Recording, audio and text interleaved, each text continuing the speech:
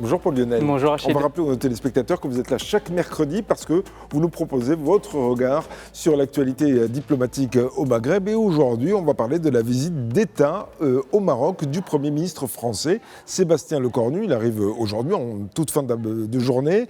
Le locataire de l'hôtel Matignon, comme on dit, est censé donc arriver à ce moment-là. C'est son premier déplacement hors de France depuis qu'il est Premier ministre français. Donc, ça se fait dans le cadre de ce qu'on appelle le RHN. C'est la première rencontre de haut niveau entre les deux gouvernements depuis 2019 avec un objectif apparemment clair. Il faut dire aussi qu'il arrive à la tête d'une importante délégation, vous nous direz. L'objectif, c'est de renforcer davantage le partenariat bilatéral entre le Maroc et la France. Exactement, Rachid. Et quoi de mieux pour un renforcement de cette relation que de consolider la dynamique autour d'un projet dont on entend parler depuis près de 2 ans maintenant, la signature d'un traité d'amitié pour la France. Ce sera le premier avec un pays hors Europe. Alors, cette rencontre bilatérale ne va pas aboutir à sa ratification qui est réservée aux chefs d'État, le roi Mohamed VI et le président Emmanuel Macron qui en sont à l'origine.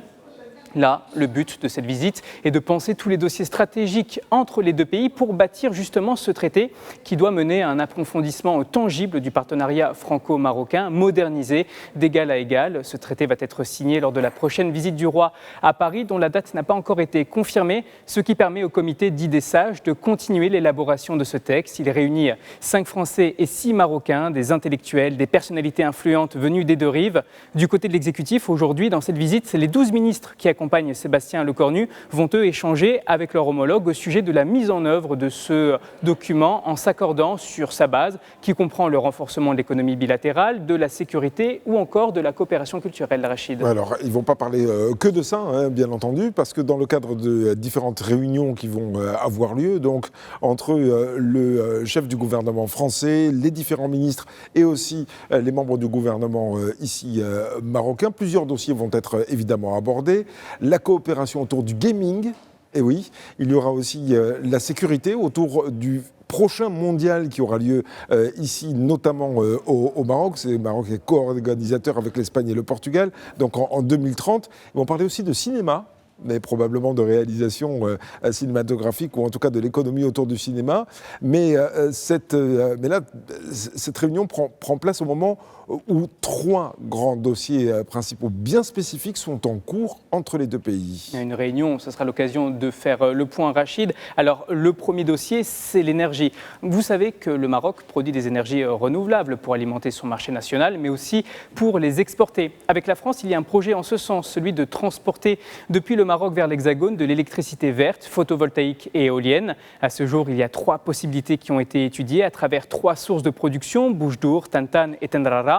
Chacune a ses spécificités, plus d'éolien ou de photovoltaïque en fonction de l'implantation. Mais ce qui ne change pas, c'est que toutes ces productions seraient exportées de la même manière, transformées puis acheminées à travers une portion de câble terrestre et un gros tronçon maritime depuis Nador pour relier Marseille. Ce serait une prouesse technologique avec 1300 km de câbles. Mais voilà, est-ce qu'un tel projet est avant tout faisable ? J'ai posé la question à Amine Bennouna, expert en la matière.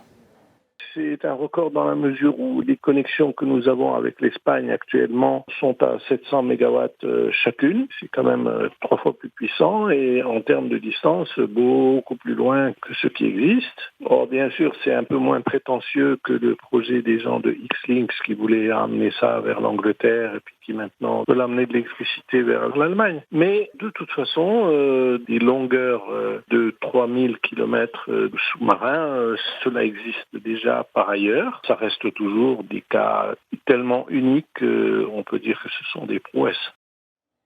Une prouesse, oui, mais c'est possible. Il y a aussi un autre projet, toujours sur le volet énergétique, celui de l'exportation de biocarburants marocains vers la France pour le secteur aérien, dans l'optique de décarboner. Mais là, cela pourrait poser un problème pour Rabat, comme l'explique à nouveau Amine Bennouna, que je vous propose d'écouter.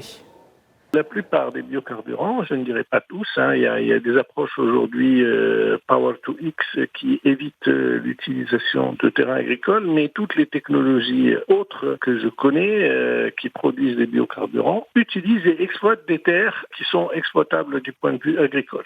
Si à l'échelle planétaire, nous continuons à utiliser des terrains exploitables à des fins alimentaires pour que certains puissent prendre l'avion, on voit bien qu'il y a quelque chose qui ne va pas.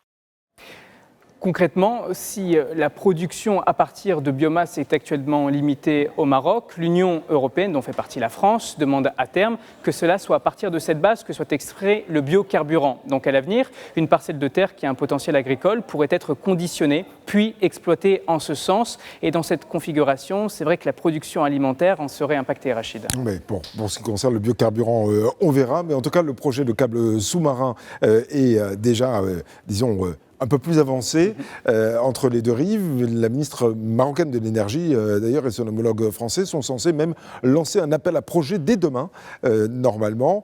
L'autre grand dossier en cours, Paul Lionel, c'est le nucléaire, parce que le Maroc aimerait bien avoir son propre parc. C'est ça. Et qui de mieux que la France, nation nucléaire, pour accompagner une telle entreprise? Mais là, il y a encore plusieurs inconnus. Déjà, tant que le projet n'est pas lancé, c'est difficile de connaître le véritable coût de la production électrique, tout frais compris.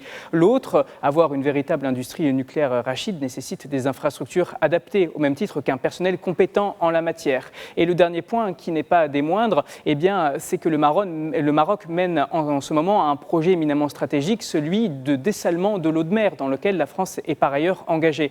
L'objectif à ce sujet serait d'atteindre 1,7 milliard de mètres cubes d'eau dessalée par an d'ici 2030, mais c'est grâce à son réseau d'énergie verte que le Maroc dessale déjà. En fait, ces installations existantes sont reliées à ce réseau, donc l'adaptation à une autre technologie, une autre énergie est un risque à la fois en matière d'approvisionnement en eau déjà dessalée, mais aussi de faisabilité. Est-ce qu'à terme, le nucléaire va satisfaire les opérateurs marocains en matière de coûts? Déjà, rien que cela. Oui, effectivement, parce qu'en France, le choix a été fait il y a très très longtemps, et maintenant, pour l'adapter à la situation marocaine, peut-être que c'est un petit peu moins évident, mais enfin les spécialistes se prononceront sur la question. L'autre grand et sans doute dernier dossier, c'est celui qui concerne la défense, le côté militaire, puisqu'il s'agit de renforcer le dialogue et d'arriver à finalement une compréhension mutuelle pour que la coopération dans le secteur de la défense finissent par compléter le traité d'amitié. C'est ça, parce qu'en fait, la France et le Maroc sont déjà de très bons partenaires. On le sait, avec vous, on en a déjà parlé à l'occasion de plusieurs chroniques. Mais l'idée là est qu'ils soient liés dans une période de temps plus importante, à travers des dossiers stratégiques dans l'optique de transformer une relation renouvelée qui ne repose plus sur le traité de la Celle-Saint-Cloud, celui qui a mené à l'indépendance du Maroc. Il est dépassé, ce traité. Il faut le transformer, compte tenu de l'importance mutuelle que représentent les deux pays, l'un pour l'autre. Et pour le volet militaire, il est structurant. Une armée forte est une garantie souveraine de défense. La France, de son côté, produit des avions de chasse dernier cri. Alors nous ne sommes pas dans le secret des décisionnaires, donc nous ne nous aventurons pas dans ce à quoi pourraient ressembler des accords signés entre les deux pays à ce sujet. Mais on imagine bien que la transformation de cette relation doit aussi passer par un renforcement de ce secteur, le militaire, comme un transfert de technologie militaire de Paris vers Rabat, par exemple, ce qui pourrait mener à ce que le Maroc fait déjà, c'est-à-dire produire des armes sur place, notamment à travers l'implantation d'industries militaires de plusieurs pays.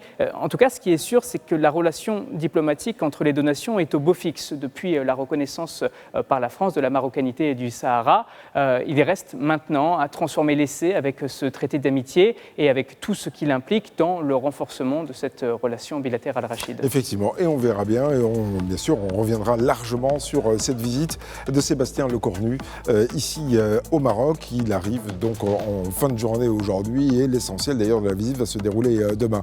Merci beaucoup, Paul Lionel Kivigère.